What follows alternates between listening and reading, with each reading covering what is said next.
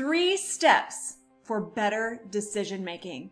Do you want to know how to make a decision with confidence without getting to the end of something and then having to pick apart everything that happened through the whole process and then beat yourself up for it later?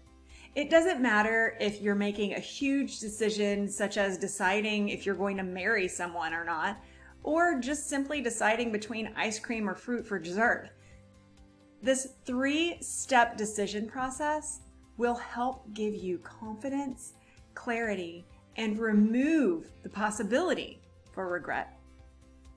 And the really cool thing is, these 3 steps happen before you even make the decision to begin with.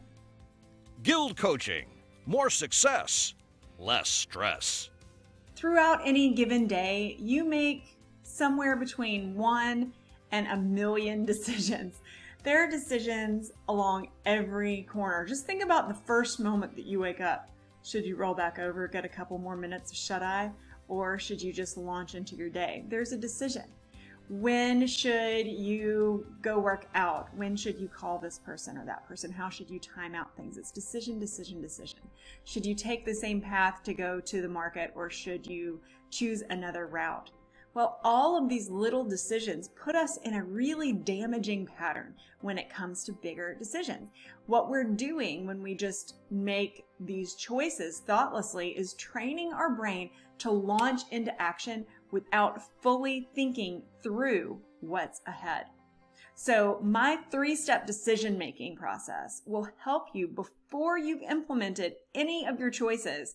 It'll help you decide if that really is the right way to go. Now, I'm always telling you, write things down, take notes. If you don't have something to write with, please open up the comment section here and use that as your notepad. Typing it in is almost as good as writing it with a paper and pen. So make sure that you're using that. Also, if you have any questions as this video goes along, open up the comments and leave them there. I'll personally come back, and other members of the GILD team will also come in and they will help answer your questions there. So don't be shy. You're not bothering anybody. We'd love to hear from you. All right, the number 1 step to make decisions with more clarity and confidence is to step back for just a moment and have some true authenticity and ask yourself, how am I getting in my own way? What roadblock do I present to myself simply because of my limited perspective? We all have limited perspectives. It's the reason I have a coach. It's the reason that all the coaches who work with GILD have coaches, because we all have things that we do to ourselves and about ourselves that put roadblocks up, and we need a third-party perspective to know what those are. Understanding the ways that you're getting in your own way, or the preconceived notions, your past patterns, your past programming, your biological upbringing, how all of these things predisposition you to consider certain elements, but then completely ignore or neglect other elements is very, very important. So the number 1 way to make sure that you're making a positive decision with confidence is to recognize your own limitations. That is so, so important. It's very difficult sometimes for us to do that.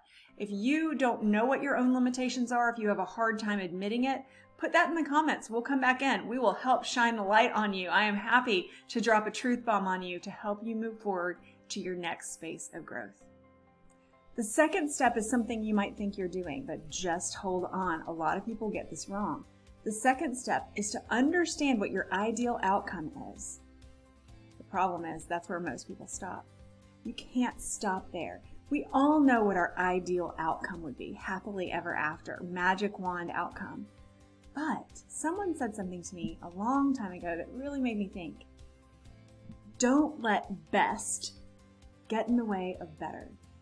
You need to not only understand what your ideal outcome is with whatever decision you're about to make, you need to understand what is good enough.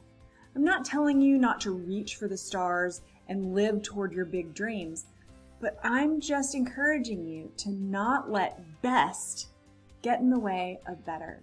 Don't let great get in the way of good enough. One thing that I tell everyone is to always give a little bit more than what's expected.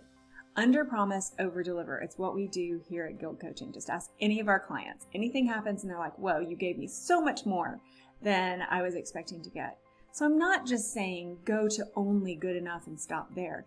You can always keep going. But the problem with knowing what your ideal situation is, knowing what your ideal outcome would be, and defining the best outcome is that for people like me, confessed perfectionists, will keep working and working and working and toiling on little tiny details to try to attain this. But in reality, there's never going to be perfection. So don't let best get in the way of better. Don't let ideal get in the way of workable. You can always make improvements after the action has been taken, but know what would work.